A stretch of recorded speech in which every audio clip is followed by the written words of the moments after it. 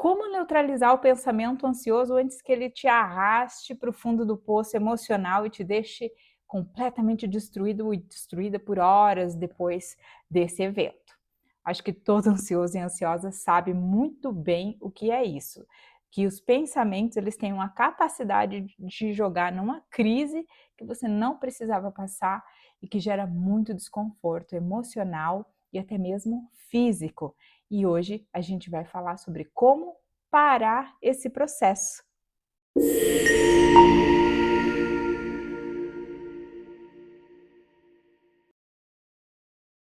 Saudações, meus queridos e queridas! No vídeo de hoje eu quero explicar para vocês como a gente faz para reverter tudo isso. Porém, eu quero me apresentar primeiro. Eu sou Simone Carvalho, terapeuta integrativa. Há 10 anos eu já trabalho voltado para esse público que sofre com ansiedade. Minha especialidade, portanto, é trabalhar com esses transtornos de ansiedade, com regulação emocional e com a neurociência do trauma.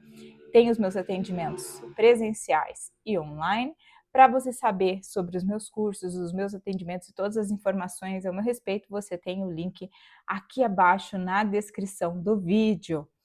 Vamos entender então o como é possível neutralizar esses pensamentos para você conseguir refrear essa intensidade, essa escalada da ansiedade, para que você não precise toda vez chegar naquele mesmo fundo do poço já bem conhecido e ter que aguentar e suportar todo o processo que é você voltar à superfície da vida terrena.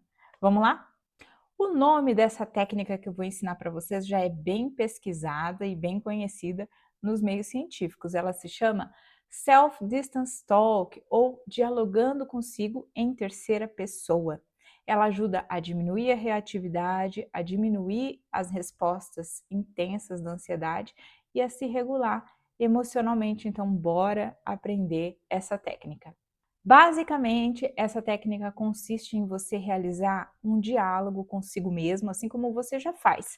Só que você tem feito, se você é ansioso, ansiosa com ansiedade tóxica, você tem feito um diálogo consigo mesmo tóxico, um diálogo que muitas vezes conta histórias exageradas, que inventa fatos exagerados e intensifica e dramatiza tudo.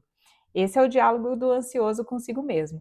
Essa técnica você vai fazer através de um diálogo que vai buscar uma racionalidade e um distanciamento, ou seja, você não vai se referir a você mesmo como eu estou sentindo isso, vai acontecer tal coisa comigo, as pessoas vão pensar tal coisa de mim, isso que eu estou fazendo ou isso que eu fiz. Não, a gente usa como se estivesse falando de uma outra pessoa, inclusive falando sobre o próprio nome. Por exemplo, o que eu poderia dizer para Simone nessa situação? A Simone está pensando tal coisa, a Simone está com medo de tal coisa, a Simone sentiu tal coisa, a Simone está preocupada com o que vão pensar se acontecer tal situação.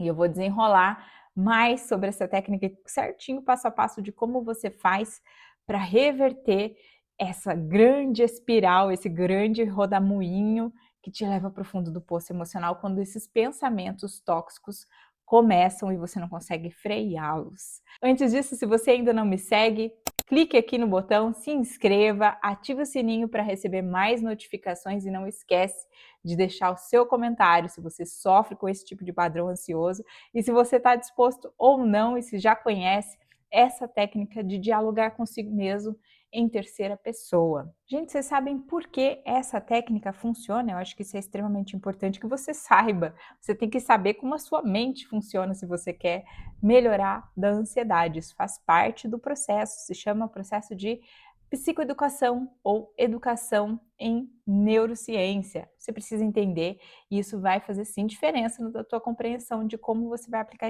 essa técnica. Basicamente, você já deve ter ouvido que quando você está numa resposta de ansiedade, nesse estado ansioso constante, quem está ativo lá no seu cérebro é uma estruturazinha chamada amígdala cerebral, que é o nosso sistema de alarme, nosso centro do medo, e também o nosso sistema límbico, que é o sistema das nossas emoções que ficam completamente desequilibradas e intensificadas de uma forma bastante ruim, negativa, não é mesmo?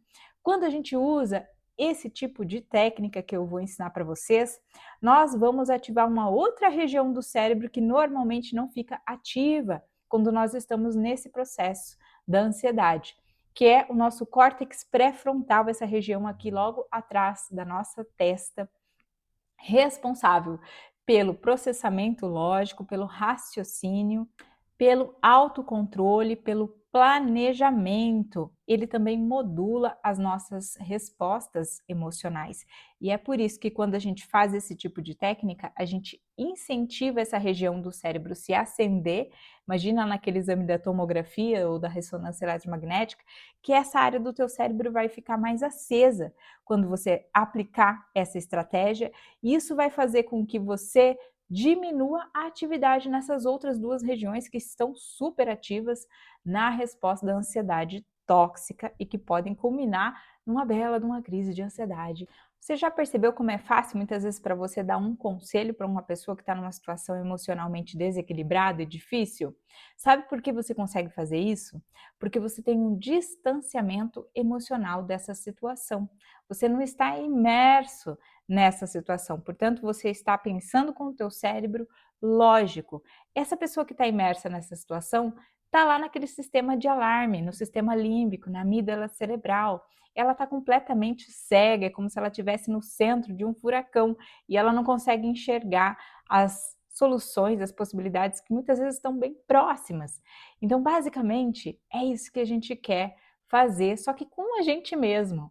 Alguns estudos já demonstraram que isso ajuda a diminuir a nossa reatividade cerebral e não exige assim tanto esforço e nem traz para a gente tanta sobrecarga mental como algumas técnicas trazem. A gente sabe que a pessoa que é ansiosa e que tem esse padrão, ela tem uma resistência a fazer técnicas complexas, difíceis, que geram muito esforço, como uma meditação, uma pausa ali para fazer alguma atividade, uma prática um pouco mais complexa. Já essa não, ela é fácil e simples de fazer, com pouco esforço você consegue. O primeiro passo, então, para a gente fazer essa técnica é, assim que você perceber que está entrando numa espiral descendente da ansiedade que está te levando já para o fundo do poço, assim que você perceber, você para o que você está fazendo e se diga, eu estou sentindo, e aí dê o nome para essa emoção.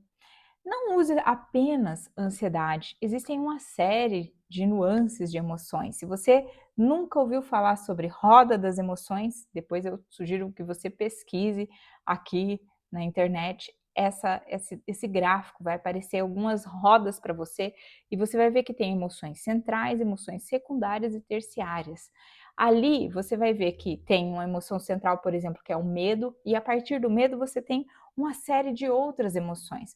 Quanto melhor você especificar o que você está sentindo, mais você aumenta a tua inteligência emocional, mais você aumenta a sua autoconsciência, a sua percepção de si mesmo. Isso vai colaborar muito no teu processo de superação da ansiedade. Então procure aí a roda das emoções. E se você já tem um bom vocabulário sobre as emoções, então você especifica. É uma segurança, é uma incerteza, é um sentimento de incapacidade e impotência? É uma paralisia, um medo, uma angústia? O que está acontecendo? Você nomeia. O segundo passo é você se perguntar o como você acha que você reagiria a esse pensamento. Mas não assim, como que eu reajo a esse pensamento, esse sentimento, isso que eu estou sentindo agora? Não. Você pergunta assim, como a Simone se sente em relação a isso? Como a Simone reage agora nesse momento, está reagindo nesse momento em relação a esse medo, a essa insegurança, essa angústia, essa ansiedade, essa paralisia, seja lá o que for que você identificou. É assim que a gente faz, a gente se refere a nós como se fosse uma terceira pessoa, mas observando como se a gente estivesse olhando de fora. É ganhar perspectiva, é se afastar um pouquinho de si e olhar para aquilo com objetividade e racionalidade nesse momento. É aí que o teu córtex pré-frontal, esse cérebro racional, vai entrar em ação. Então, se eu tivesse respondido na primeira etapa, no primeiro passo, eu estou sentindo insegurança. E aí, no segundo passo, eu me pergunto, como a Simone está reagindo a esse sentimento de insegurança? E aí eu respondo, a Simone sente que pode falhar e que as coisas podem dar muito errado, muito diferente daquilo que ela espera. Essa seria a resposta para esse segundo passo. No terceiro passo, você vai dizer, até usando seu próprio nome, ou ele ou ela, por exemplo, a Simone, ela se sente assim, porque, e aí você tira a sua conclusão. Por exemplo, inventando aqui uma história, né, uma situação hipotética no meu caso. A Simone se sente insegura. Ela tem medo que as coisas não saiam porque ela tem medo que as coisas não saiam da forma planejada, porque para ela é muito importante esse projeto, para ela é muito importante essa reunião. Ela acredita que a promoção no emprego está em jogo. Ela acredita que se ela não se comunicar bem com essa pessoa que ela precisa resolver esse problema e a pessoa não entender, as coisas podem ficar muito mal entre elas. E para ela é importante que as coisas fiquem bem. Então, é uma maneira de você responder o terceiro passo. O porquê essa pessoa se sente assim, no caso você. Agora, no quarto passo, você vai falar com você como se você fosse uma terceira pessoa te aconselhando nessa situação. É aquilo que você falaria para um amigo, amiga, uma pessoa querida que está passando pela mesma situação. Olha, Simone, você não precisa se preocupar tanto assim, afinal de contas você se preparou, você tem todo o conhecimento que você precisa para essa apresentação e você já fez isso outras vezes, você já se deu muito bem em outras situações parecidas com essa, você já provou que você consegue, que você é capaz, então você pode relaxar, você pode respirar e sim, vai dar tudo certo amanhã. Ou você pode falar assim, por exemplo, no caso de uma conversa com uma outra pessoa, você pode dizer: Simone, você já pensou muito, você já refletiu, você já ponderou, você já sabe como falar, você sabe o que você precisa dizer. E a outra pessoa, ela vai te ouvir. E caso ela não lide bem com isso, você talvez só precisa dar um tempo para essa pessoa processar também essa informação, porque talvez você tenha tido mais tempo do que ela. O fato dela reagir mal talvez não signifique que vai ficar tudo mal. Talvez ela precise sim de um tempo, ou mesmo essa pessoa pode reagir de uma forma completamente diferente.